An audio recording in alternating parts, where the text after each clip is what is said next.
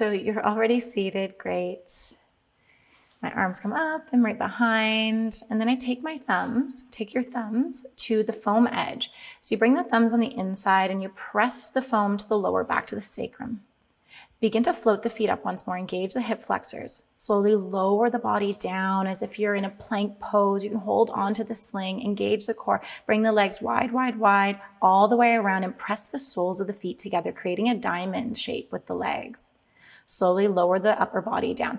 So your legs come all the way in front of the sling, pressing the soles of the feet together. Try not to flex the feet to protect the knee joint. Lower the arms down.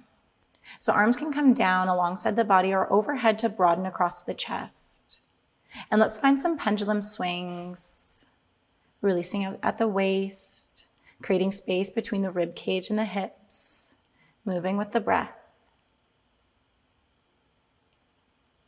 Release the right leg and bring it all the way around, pointing it to the other side of the room. So the crown and the toe is reaching in two directions.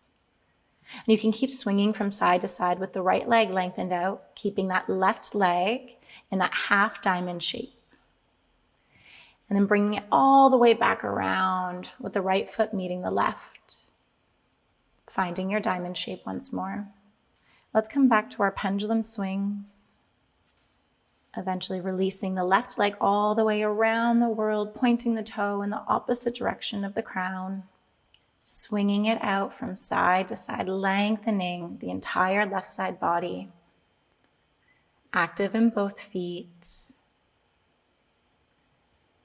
To eventually use a momentum to bring the left leg all the way back around, pressing the soles of the feet together, back in diamond. Begin to reach up to the sling inside of the knees. Engage the core, chin to chest. And draw the body up, legs come wide, wide, wide, and bring the spine all the way upright. Drop the chin to chest and release that inversion.